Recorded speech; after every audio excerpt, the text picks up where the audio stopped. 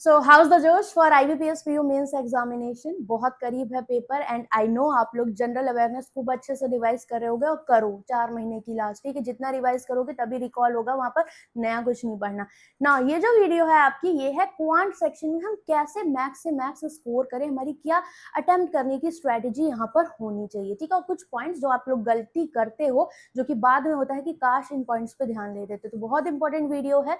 एक एक्सपीरियंस से मैं आपके साथ शेयर कर रही हूँ, तो आई होप ये वीडियो आपके काम की रहेगी, ठीक है। तो पूरा वीडियो को अच्छे से देखना।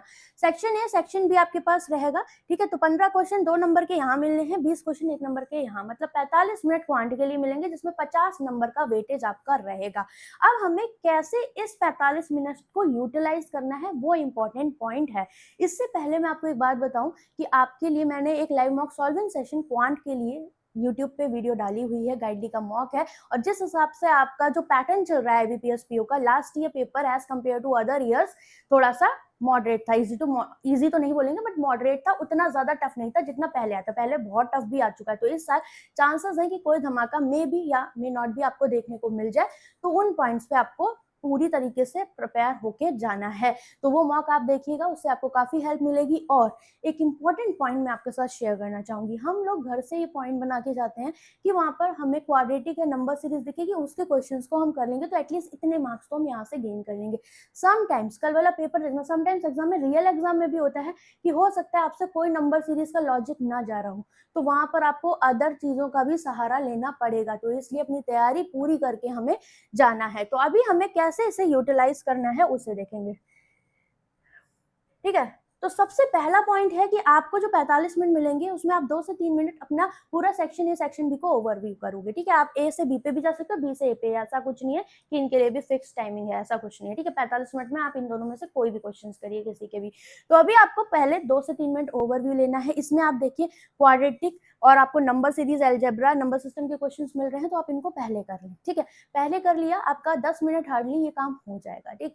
इसके बाद अगर मान लो कोई नंबर सीरीज का कोई लॉजिक आपसे क्रैक नहीं हो रहा, लीव कर दो उसको, बाकी चीजों पे भी हमें ध्यान देना है, ठीक है। ये नहीं कि हम जो सोच के गए वो नहीं हो रहा तो उसी पे टिके रहे, नहीं।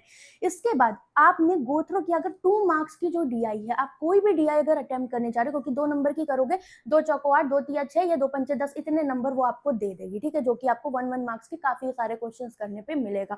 तो अगर वो DI, आप जो भी DI यहाँ पर चूज कर रहे हो, उसको 1 से 2 मिनट में उसका पूरा ओवरव्यू ले ले, क्योंकि बहुत सारे बच्चे ऐसी गलती भी करते हैं कि 6 से 7 मिनट 8 मिनट लगा दिए DI में, DI स्टिल सॉल्व नहीं हुई, तो वो वेस्ट आपको नहीं करना है टाइम अपना, ठीक है। तो आपने ओवरव्यू किया, अगर आपसे वो बन रही है, आपने पहले उस तरह की DI करी हुई है, तो आप उसको उसके साथ जा सकते हो। मान लो 5 क्वेश्चन आए हैं या 4 हैं, 3 हो रहे, 3 करिए, चौथा लीव करिए, नहीं समझ में आ रहा, ठीक है। मतलब हमें लीव करने का भी यहाँ पर सोचना है, अपनी इंद्रियों पर काबू रखना है, बिकॉज ये मेंस है, गलत ना हो और टाइम हमारा अच्छे से यूटिलाइज हो जाए। इन दोनों पॉइंट्स को हमें ध्यान रखना है। इसके अलावा जो भी डायरेक्शन होगी उसे हमें बहुत केयरफुली रीड करना है, बिकॉज समटाइम्स कौन सा ट्रू है इसकी जगह पूछ लेते हैं कौन सा ट्रू नहीं है, कौन सा पार्शियली ट्रू है, कौन सा डेफिनेटली ट्रू है। तो हमें लैंग्वेजेस का बहुत क्लैरिटी के साथ ध्यान रखना है, चाहे वो रीजनिंग हो, इंग्लिश हो या आपका क्वांट हो, ठीक है, या जीए हो, व्हाटएवर जो भी है, ठीक है। तो ये पॉइंट्स आपको समझ में आ गए कि अगर आप 2 मार्क्स की DI पे जा रहे हो तो आप इस तरीके से गो थ्रू करके फिर अटेम्प्ट करोगे, ठीक है। फिर वो आपका हो सकता है कोई टफ DI आती है तो वो आपका 7 से 8 मिनट या 10 मिनट भी ले सकती है, तो कोई बात नहीं अगर वहां से आप 8 नंबर ला रहे हो, ठीक है। इसके बाद अगर आपको 2 मार्क्स में अर्थमेटिक Q1 Q2 और डेटा सफिशिएंसी डुएबल लग रहा है तो आप उसकी तरफ जाएं, बट बिफोर दैट आप एक पॉइंट पे जो 1 मार्क के क्वेश्चन है उनमें जो इजी क्वेश्चन है, मान लो अर्थमेटिक है, डेटा सफिशिएंसी Q1 Q2 या केसलेट है कोई, कि एक केसलेट आपके लिए डुएबल लग रही है, उसको इजी बनाने पे आप 3 से 4 क्वेश्चन कर पा रहे हैं, तो आप पहले उस पे जाएंगे। क्यों? क्योंकि वहां से आपको भी पता है, जैसे कल हमने किया था कि DI सॉल्व करने के बाद हम 2-3-4 क्वेश्चन को इजीली कर लेते, बट इंडिविजुअल क्वेश्चन पे हमें हर एक क्वेश्चन के इंडिविजुअल कॉन्सेप्ट पे जाना पड़ता है, तो ये पॉइंट आपके लिए फिर टाइम टेकिंग हो जाता है। तो आप इस तरीके से जा सकते हो कि पहले आपने ये किया, अगर आप इन एनी केस 2 मार्क्स के DI पे या 2 मार्क्स के किसी भी केसलेट पे जा रहे हो तो बहुत सोच समझ के जाइएगा। अगर आपकी तैयारी अच्छी है और आपका कॉन्फिडेंस है तभी जाएगा, अदरवाइज आप 1 मार्क वाले सेगमेंट से मार्क्स बटोरिए, या फिर आपके arithmetic DI Q1 data sufficiency Q1 Q2 है उनसे। डेटा सफिशिएंसी भी मैं एक चीज बता दूं, सब बोलते हैं इजी है, अटेम्प्ट करने वाला होता है, नो डाउट जिसके कॉन्सेप्ट क्लियर है उसके लिए होता है, बट अगर आपके कॉन्सेप्ट क्लियर नहीं है और बिना सॉल्व करे सोच रहे हो कि हाँ ये आंसर आ रहा है, समटाइम्स वो गलत भी हो जाता है। तो नेगेटिव से हमें बचना है, जब कॉन्फिडेंट हो, आंसर निकाल रहे हो, हाँ आ रहा है, तभी करना है, क्योंकि समटाइम्स क्या होता है एक्स एक्स दोनों साइड से कैंसिल हो जाता है, तो वहां पर हमारा कोई भी डेटा रिक्वायर्ड नहीं होता है। ठीक है, इस तरह के केस बनते हैं कि नहीं। और अगर डेटा सफिशिएंसी से डिफरेंट डिफरेंट आंसर आ रहे हैं आपके स्टेटमेंट से, और अगर एक ही आंसर आ रहा है तो सही है, अगर केसेस बन रहे हैं मतलब दो आंसर आ रहे हैं कि दो वैल्यू आ रही है एक स्टेटमेंट से, तो वो सफिशिएंट नहीं होता है। तो ये छोटे छोटे पॉइंट्स आपको ध्यान में रखने हैं। ठीक, तो इस तरीके से आपको जाना है। मान लो कोई लॉजिकल डीआई मिल रही है, ये तो हो सकता है आपको 2 नंबर में मिल जाए। कोई ऐसा क्वेश्चन है जो आपने कभी देखा ही नहीं, इसमें टाइम वेस्ट करने की जरूरत ही नहीं, उसको आगे बढ़ो, जो चीजें आपने पढ़ रखी हैं, जो चीजें फैमिलियर हैं। फॉर एग्जांपल डेटा इंटरप्रिटेशन की बात करें कि इंपॉर्टेंट डीआई आपके लिए क्या हो सकती है। ठीक है, ऑरली मैं बता देती हूँ। देखो लास्ट ईयर आपका मिक्सचर एलिगेशन प्रोबेबिलिटी की डीआई दिखी थी। ठीक है, और आपकी एक और थी प्रॉफिट एंड लॉस की, शायद इसकी भी दिखी थी। तो अभी इस साल के लिए जो इंपॉर्टेंट है, टाइम स्पीड डिस्टेंस आपके एग्जाम में देखने को मिल सकता है, मेंसुरेशन, टाइम एंड वर्क हो गया आपका, पार्टनरशिप हो गया, एजेस हो गया, नंबर सिस्टम हो गया, इनसे डीआई आपके एग्जाम में देखने को मिल सकती हैं। ठीक है, और बाकी ये सारी चीजें मैंने करवाई हुई हैं, आपको पता है table variable, double pie chart, pie variable, pie degree, ये सब वैसे ही ट्रेंडिंग है, तो ये आपने करी होंगी भरपूर मात्रा में। मैंने भी पेड में तो भर भर के करवाई है, यूट्यूब पे भी आपकी जो प्लेलिस्ट है उसमें मैंने बहुत सारी करवाई है, जून से ही हम लोगों ने स्टार्ट किया था। तो आपको ये सारी चीजें मिल जाएंगी। एक एक्सपेक्टेड पेपर भी करवाया हुआ है मैंने, आप उसको देख सकते हो, उसमें भी ये सारी डीआई मैंने करवाई हुई है, आपको काफी ज्यादा हद तक समझ में आ जाएगा। बट अभी क्या है, आपके एग्जाम में 2-3 दिन बचे हैं, तो मेरे हिसाब से आपके लिए कुछ पॉइंट्स हैं जो मैं बताना चाहूंगी। पहला कि गेस वर्क मीन्स में नहीं करना है, बहुत केयरफुली अटेम्प्ट करना है, बिकॉज एक एक नंबर आप सॉल्व करके ला रहे हो यहाँ पर, और मेंस में सिलेक्शन के लिए नंबर ला रहे हो। ठीक है, प्री तो क्वालिफाइंग था, बट यहाँ पर मेन सिलेक्शन में काम करेगा, तो गेस वर्क मुझे नहीं करना है। आप डायरेक्शंस को बहुत केयरफुली पढ़ना है। और बहुत सारे बच्चे, जैसे कल मैंने जो लाइव मॉक अटेम्प्ट किया था, आप उसे देख सकते हो, लिंक मैं दे दूंगा कमेंट सेक्शन में, उसमें मैंने एक चीज सीखी कि अगर आप सेक्शनल टेस्ट सिर्फ अटेम्प्ट कर रहे हो, तो आप फिर टुकड़ों में अपने अटेम्प्ट्स कर रहे हो, तो आपकी जो एनर्जी है ना वो रिस्टोर हो रही है। ठीक है, एनर्जी हमें वो जो पूरा अपने 190 मिनट है ना बैठना है पूरे पेपर के लिए, तो आप कोशिश करो, अगर अभी आपने मॉक नहीं दिया, एक मॉक बैठ के देखना, क्योंकि यही दिक्कत होती है कि हमारा ना डिफरेंट डिफरेंट, जब हमारी एनर्जी रिस्टोर रहती है तो हम सेक्शन में अच्छा परफॉर्म करते हैं, लेकिन जब हम पूरा मॉक दे रहे होते हैं तो हमारा जो दिमाग है ना वो एकदम फटने वाला हो जाता है, कि लगता है कि यार इतनी देर बैठ के दिमाग चलाना है। ठीक है, तो वो आपकी कहते हैं ना पहले से ही तैयारी और पहले से ही प्रैक्टिस होनी चाहिए। अगर ये चीज नहीं तो कहीं ना कहीं दिक्कत कर देती है बच्चों को, तो ये पॉइंट आपके लिए अच्छा है। इसके अलावा फॉर एग्जाम्पल रीजनिंग में, क्रिटिकल रीजनिंग का पार्ट आप जानते हो लास्ट ईयर से इसका वेटेज बढ़ गया है, तो बहुत ज्यादा जब आप 100% ट्रू हो तभी इन सेक्शंस को अटेम्प्ट करें।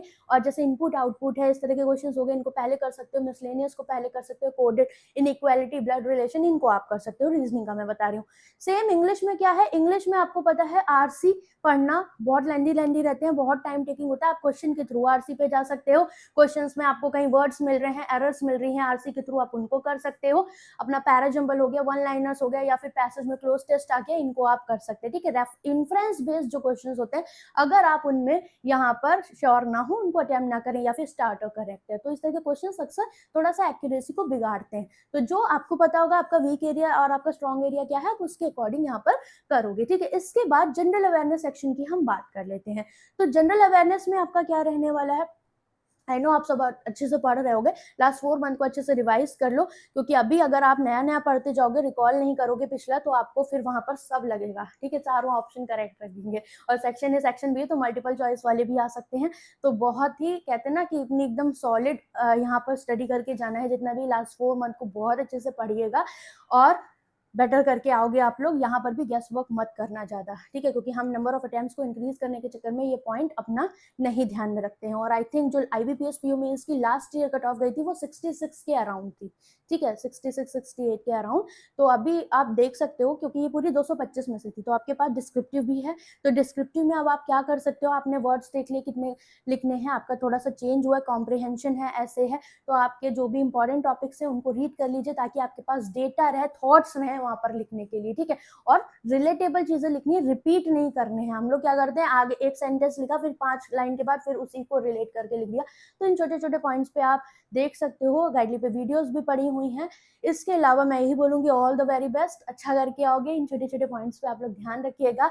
गाइडली पे आपका 11th ईयर एनिवर्सरी के ऑफर चल रहे हैं, जिसमें आपके कुछ प्रोडक्ट्स हैं जिनके बारे में मैं बता देती हूँ जो आपके लिए काफी इंपॉर्टेंट है। पहला है आपका गाइडली का प्लैटिनम मॉक टेस्ट, ठीक है, तो ये आपको 175 रुपए में मिल रहा है, जो कि बहुत इंपॉर्टेंट है, जिसमें आपको प्री मेन सेक्शनल सारे मॉक्स मिलते हैं, बैंक और इंश्योरेंस के जितने भी एग्जाम है, ठीक है, तो बहुत रीजनेबल और मॉक एनालिसिस का नया फीचर ऐड हुआ है। दूसरा है आपका मेंस का बॉस, ठीक है, तो मेंस का बॉस आपका ये क्वांट का बैच है। तो इसमें हम क्या कर रहे हैं, इसमें आपको 4 बैचेस मिल रहे हैं। For example upcoming exam IBPS PO mains की बहुत सारी क्लासेस मैंने करवाई हुई है, ठीक है, एसबीआई पीओ मेंस की भी। अब हम एसबीआई क्लर्क और आईबीपीएस क्लर्क में आरआरबी इसी में कंटिन्यू करने वाले, तो 150 रुपए में आपको 4 बैचेस ऑलरेडी मिल रहे हैं, मतलब बहुत ही ज्यादा सस्ता है। आप चाहो मेरे साथ कनेक्ट हो सकते हो, अलाइंड वे में टॉपिक्स मिलेंगे, टॉपिक वाइज डीआई मिलेगी, और एक रिकॉर्डेड पूरा 30 दिन का आपको फ्रेश बैच मिल रहा है SBI clerk mains, IBPS clerk mains, RRB के लिए।